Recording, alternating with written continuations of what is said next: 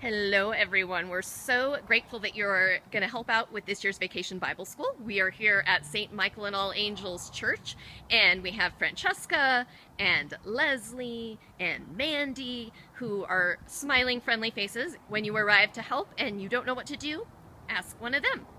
When you arrive at St. Michael's, our first night, we're going to come right here to the courtyard. There will be a table set up, and we'll do registration and make sure campers and volunteers all get their name tags. And then you're gonna go over there to the parish hall and get your supper, and then come back outside and eat it. And then the bell is gonna ring and we're gonna go into the church for opening worship. If you need keys, look for Mandy, because she works here. So this will be the space where campers and volunteers will come and get costumes right after they've registered, because one of the fun things about this Vacation Bible School is we wear costumes, we decorate the classrooms, we really try to get into the ancient location.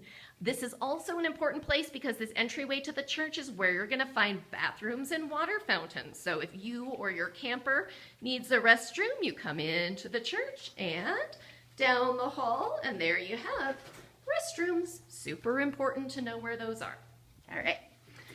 So you've eaten your supper, you've got your costume on, you have your name tag on. We come into the church, and here's where we'll begin each evening together, doing songs and introducing our Bible story, and then we'll dismiss our campers by groups to follow their teachers. Our younger campers will start out by going to classrooms. So follow me, we'll show you where the classrooms are.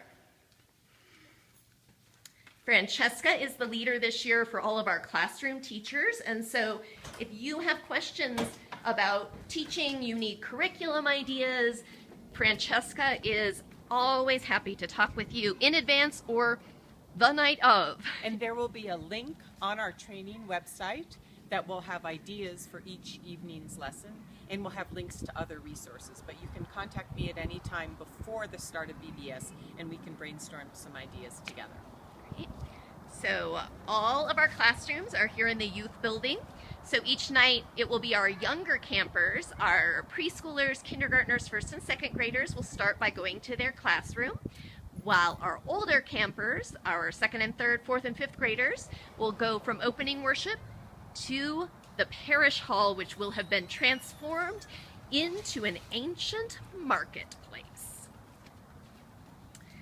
So when we have VBS, our marketplace will be set up primarily in this room. We will have booths where we do arts and crafts. We'll make mosaics, we'll dye fabric, probably outside.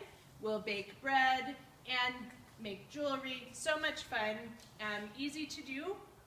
You'll be one-on-one primarily with the littles, and the bigger kids will be somewhat self-sufficient. And we'll have some activities, some of our messier activities outside under shade canopies. Yeah. So here I'm going to pass the camera, and I'm Sylvia. I'm another friendly face. I'll be leading the opening and closing worship in the church and floating around to help you. Just going to give you a couple of hints that all of our teen and adult volunteers should keep in mind. First, we just want this to be a phenomenally welcoming experience. And so because everybody has name tags on, it should be easy for you as one of the leaders to make sure you're greeting the other volunteers, the campers, the teen counselors, greeting people by name, making them feel welcome. We want to make sure that all of our campers stay with the group and aren't sort of wandering around the ancient world unaccompanied, because that's not safe. There are bandits and things. So make sure, kind of help, if you see a little person wandering, say, where is your group? Where should you be? Let me help you find them.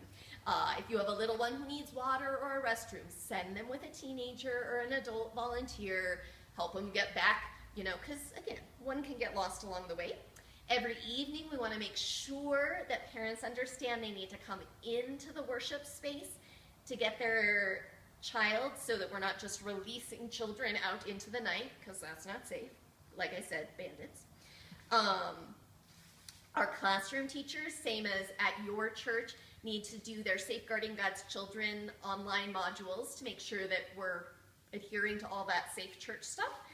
And those are the major things. A few more things in helping each other, both helping our other adults and teens and helping campers, some useful things, modeling. The more you are enthusiastically participating in whatever is happening, the easier it is going to be for everybody smaller than you to get the memo about what's happening, right? So even if you don't love singing and dancing, you're actually here to be of service, which means sitting skeptically on the side is not actually helpful. It is not actually helping our little campers know what they're supposed to be doing. So, you know, just like you're transporting in space to ancient Israel, you are also transporting to a universe in which you love to sing and dance, at least for a half hour, right?